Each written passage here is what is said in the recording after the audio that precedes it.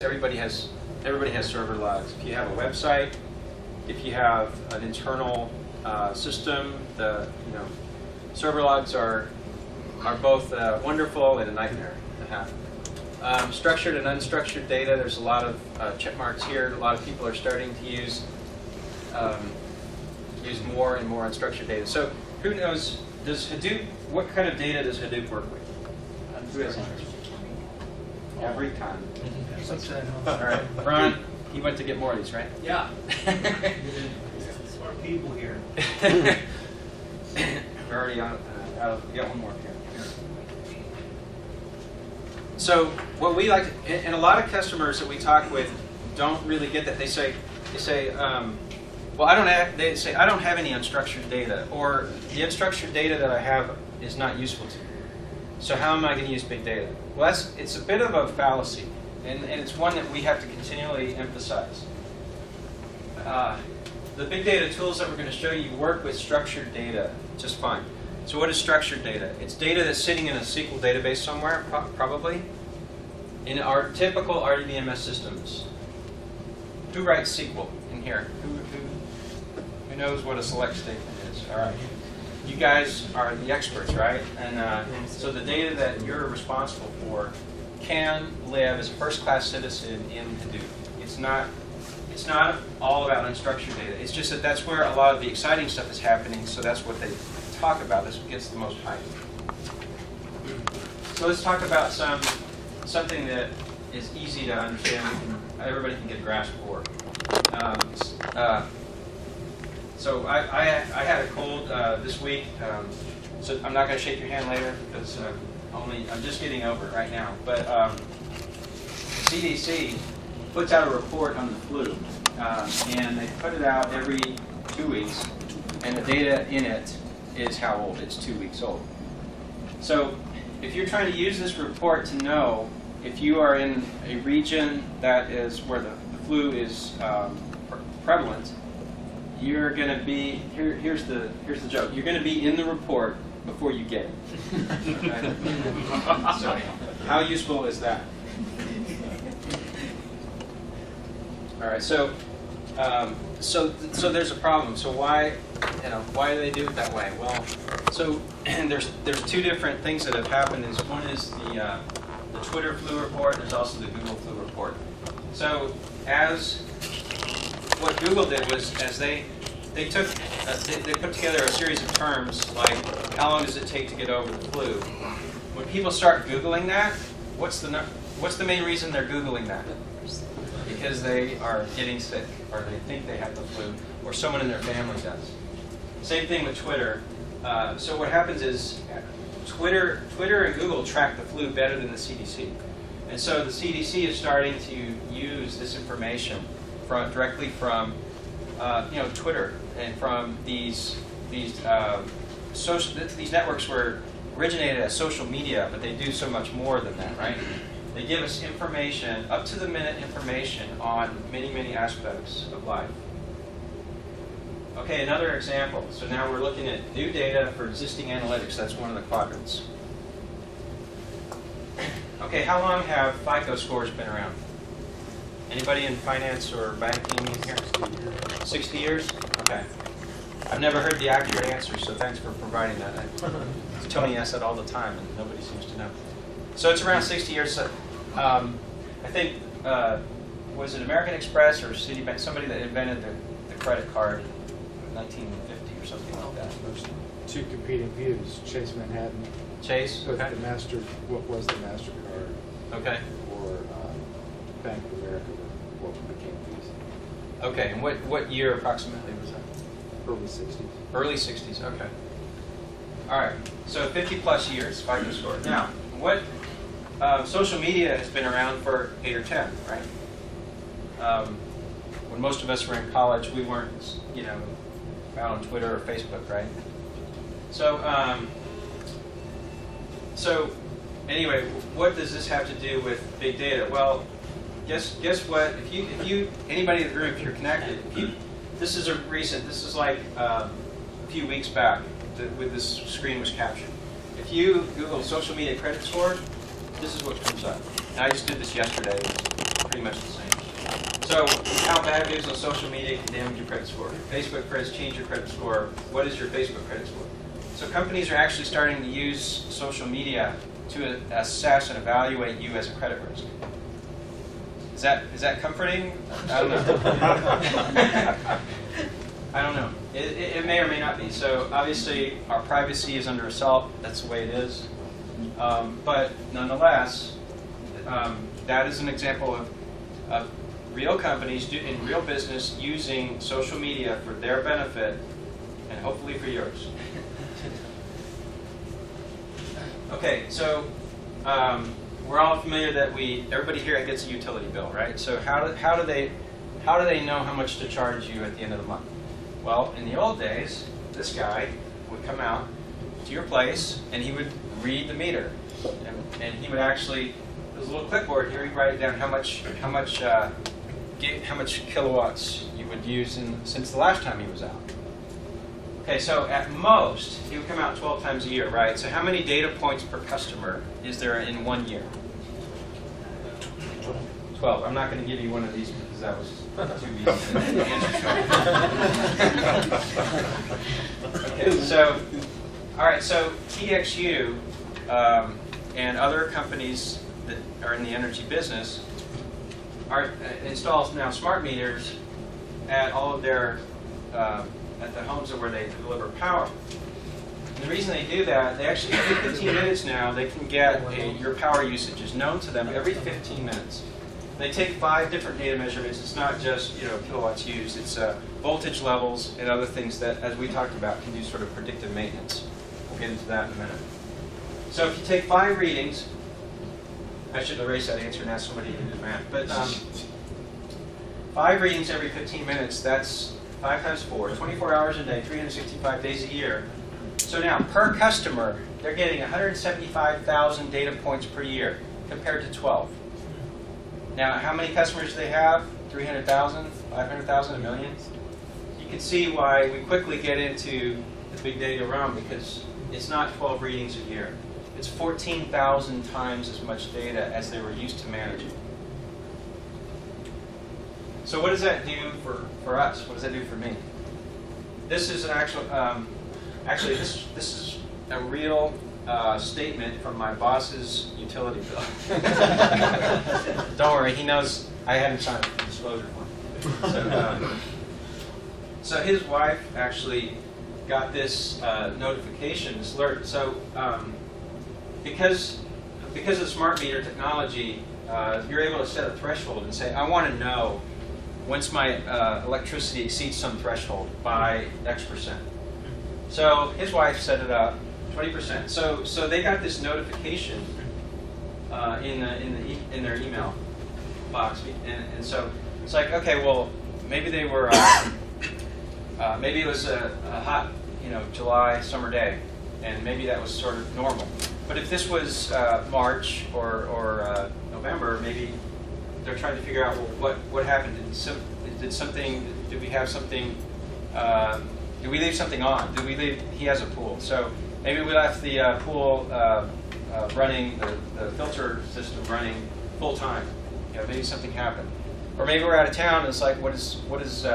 We're out of town the previous week, and so we just got back home, and now it's increased 20%. So that's how does it impact your lives? Big data is already impacting all of our lives. So anyway, this just summarizes what else do, like ERCOT. Living here in Texas, we know, we've been here now, we don't have the rolling blackouts like California had in the last several years, but we came pretty darn close the last 2 summers. And they were, in fact, in several of the buildings that I was working in, they said, there were signs on the door that said, we're supposed to, shut down certain systems at 6 p.m. Peak times, we're starting to hear that they're going to encourage people to stay home in the peak summer time so that they can shut down entire buildings. And there were certain sections of Dallas and Plano, northern areas, that were supposed to be under limited use during the peak times of summer. You guys remember that? Yeah. So they're trying to, things like ERCOT and stuff, they're trying to manage the power grid by putting smart meters all around. They have smart meters all over the city, so that they can basically figure out when the voltage levels are telling them that something is under duress. Some segment of the grid, the power grid, is getting close to its peak capacity. We have to do something and take action. So it's another use case for providing big data solutions. Okay, who in here has auto insurance? It's a trick question, because if you don't, there's a gentleman that needs to talk to you. So how many data points, I have State Farm, so how many data points per year does State Farm take on my driving behavior? I'm not going to talk about my wife, leave her out of this. The answer is probably never. Okay, the last ticket I got was in 2003, I remember it really well. I was trying to get to the ice cream store. I was taking my wife and her sister to the ice cream store. It was going to close at 9, so I was in a hurry. I didn't have a very good reason, so they gave me a ticket. So auto insurance companies know how many. They know when do you talk to your State Farm agent? When you've had an accident, when somebody's run into you, or when you have a ticket. So some people in the room, you get 0 data points per year. Others of us have a few more. How many, and who's got something in the mail that said, we want to put a smart meter in your car, and we'll give you a 5% discount to do so? Anybody get that? I got that about a year ago. Progressive does that. Progressive, right. And they're a customer of ours as well, Progressive. So why are they doing that? Why are they wanting to put a meter in your car? See how fast you're driving. See how fast you're driving. To assess your driving behavior, right? So what they're, by the same token, they're trying to assess, like, are you exceeding the speed limit? There's, of course, with our TomTom systems and everything, there's a lot of ways to get what is the current speed limit on the road that you're traveling. They actually have cameras in Europe that there's a system in Europe that will take. It is actually mounted in your car and is scanning for road signs telling them what is the current speed limit. And so now it's just like in the case with the smart meter data for your utility company. Your insurance company wants to do the same thing. They want to collect data every time you get in the car to assess your actual risk, because otherwise it's just a guess. So what is changing about the nature of data?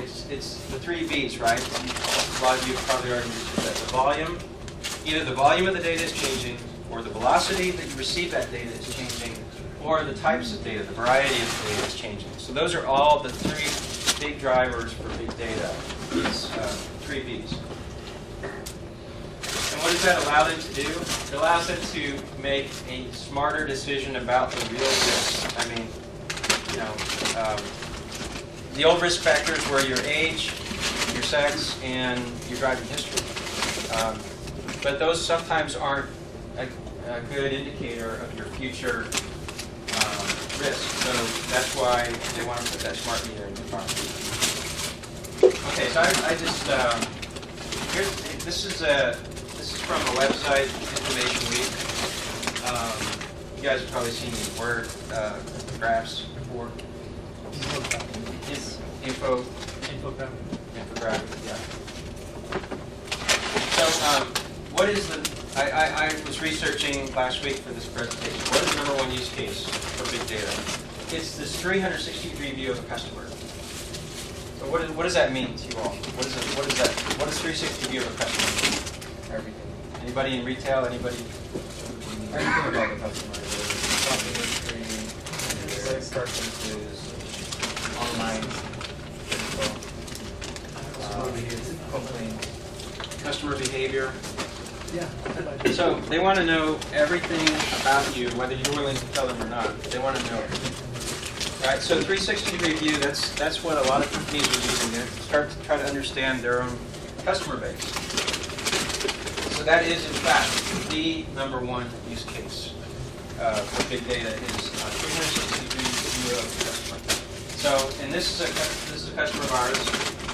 It shouldn't take people too long to figure out who it is. They have over 2,200 stores. It's a home improvement retailer.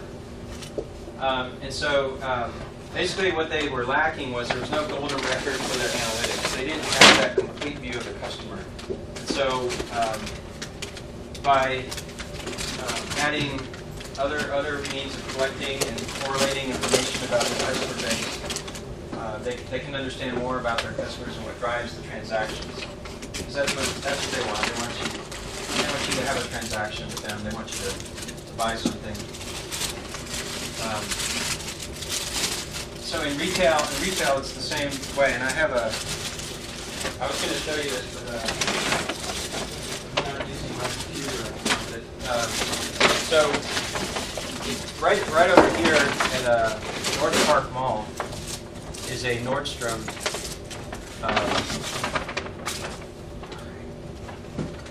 Right over here at North Park Mall, there's a Nordstrom, and this sign is hanging up there. I wanted to put it up here, so I'll read it for you.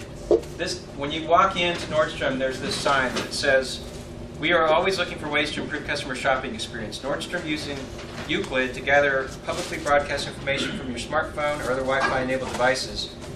So basically, they're letting you know that they are tracking your movements throughout the store. And actually, they had some pushback from that here locally. They put this system in place, and then they had to take it down, at least for the time being, because there was a lot of backlash to it. It says, "We do not gather things as your name, email, phone address, phone number, and your device's browsing activity or text." Okay, so they're letting you know, they're putting it up, and they're saying, "We are monitoring your smartphone." So that's what I point out is in terms of retail, why retailers are trying to understand your behavior as you walk into their store. And they want to know what things you're, not just what things you're buying, because they already have that information. They want to know what you've walked up to. Like if they put up a display on an end cap or something, they want to know if you're walking over there to look at it, right? What's the corollary to this, to when you're online? When you're on, let's say you go to Amazon.com and you buy something, or you just log into Google search some big screen TVs. Okay, Black Friday's coming up pretty soon, right? So what's the online corollary? If you're walking around the store and you're looking at particular items but you're not buying, they can promote those items when you're online. They can figure out who you are and know that that's who you are when you're online.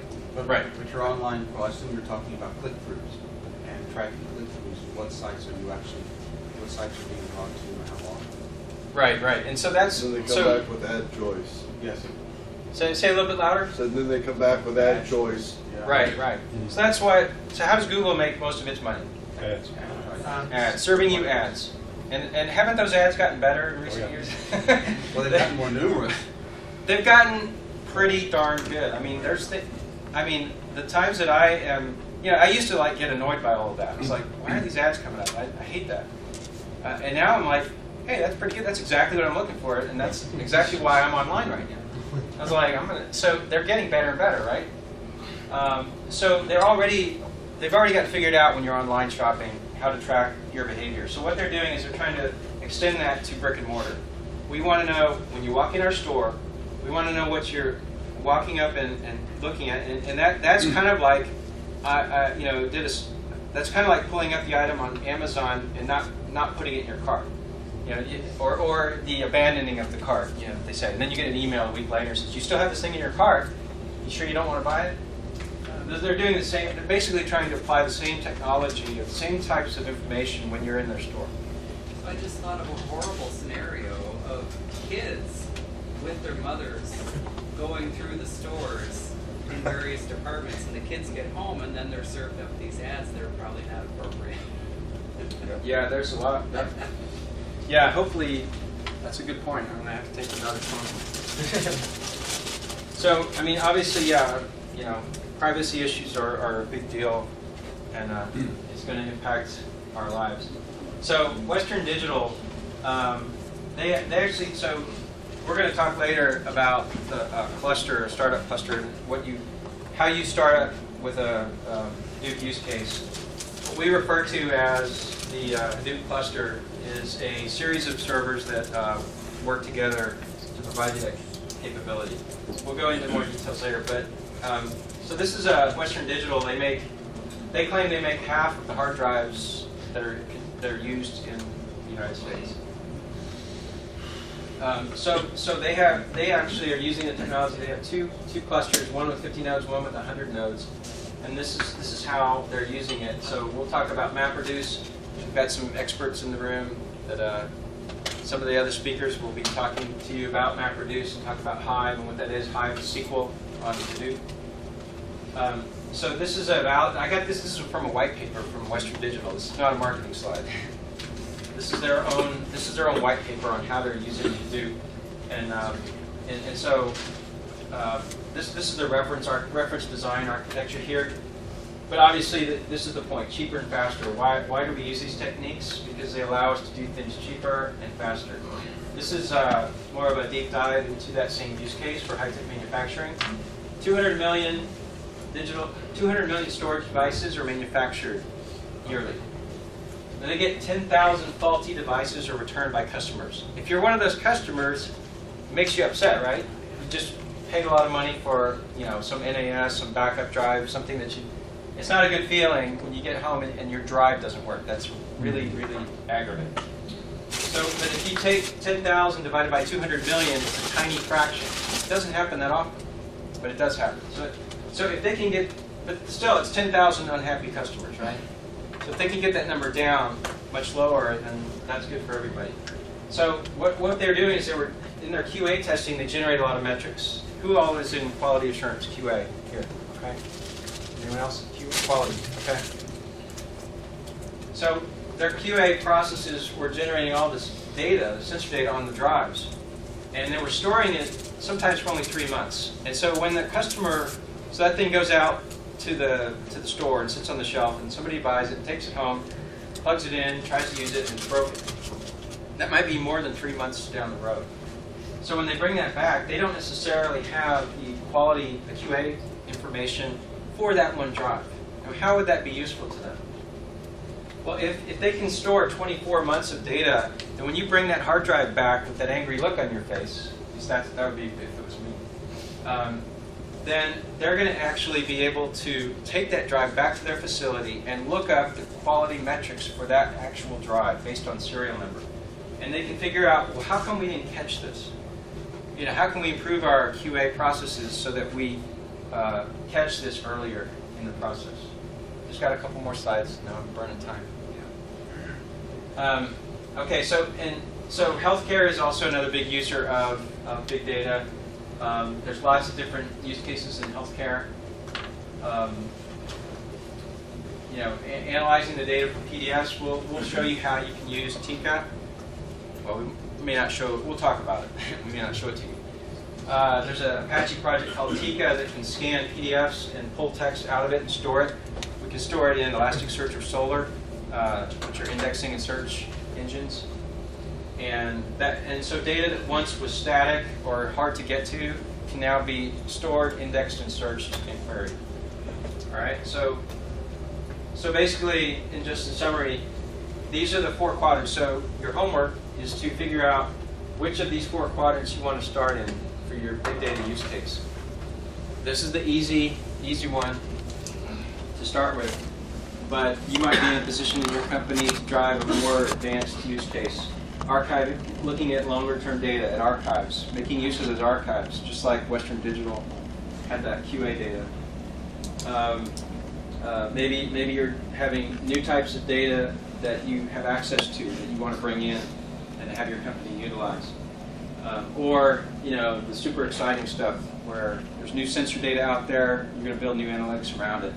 So anyway, I'm glad you're all here, and we'll turn it over to Mike next. Any questions? Will you be able to share the slide with us? Yeah. Yep, we can do that. Thank you. Any other questions about that? So anyway, by tomorrow night, we'd like to hear your use cases that you come up with. Yeah. What does Hortonworks do specifically for Hadoop? I mean, what is your business model? Okay, so first of all, we are a technology company and provide solutions, and we do that. Every piece of software that we distribute is 100% open source and absolutely free. Okay, So how do we make money? 3 other ways. We make money primarily through support and maintenance. When companies put this technology into production, they don't want to do it without expertise and about an ability to have rapid turnaround on any problems that come up. So what we want to do, though, is help train your people to get them up to speed and want to work with you through the development life cycle, because that's where you're going to build your expertise. That's where you're building this core of knowledge, right?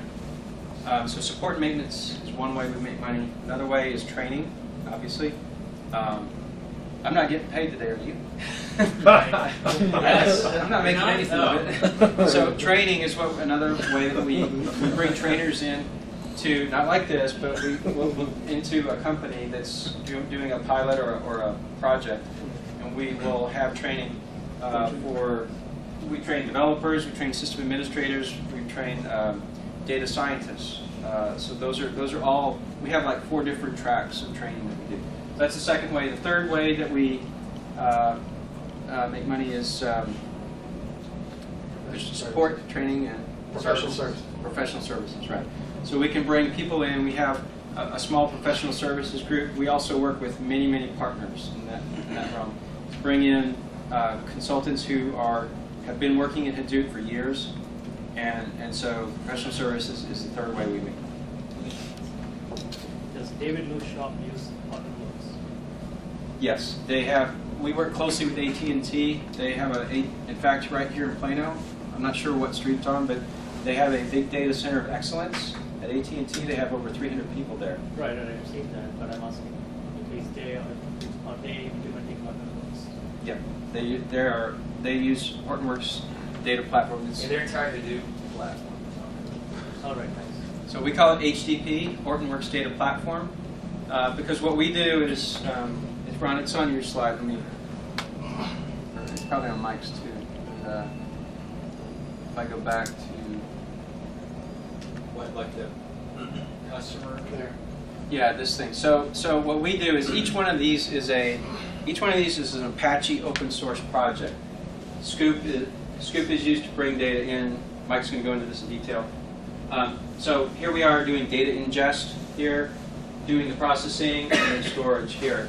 So Pig and Hive and HBase and Storm for real-time processing. Each of these is an Apache open source project. The value that we add is we test all of this stuff at scale. Right now, HTTP 2.1, HTTP 2.2 is going to be released at the end of this month. And why is it not out already? Because it's under test right now on a 4,000 node cluster at Yahoo. Before we release anything, we make sure that it runs at scale. And so Yahoo, because they're not only an investment partner, but a development, we have deep integrations with Yahoo. Our core team came from Yahoo. We have a very tight relationship with them. So we're running the Hortonworks Data Platform 2.2 at Yahoo right now on a 4,000 node cluster to make sure it's ready. So we integrate all of these things. That's another piece of the value that we bring to this open source solution, is we make sure all these things work together. Ambari is the monitoring and configuration management console. So if you're in DevOps, if that's your area, you're going to be working with Ambari mostly. It's probably a good segue for Mike. Yep. As I said, man, you're stepping on my stuff. Just kidding. I'll get right to you then. Okay, It's so okay. this is Mike Riggs. He's another solutions engineer. So one question to you. So in addition to what Apache provides, what value addition do you make?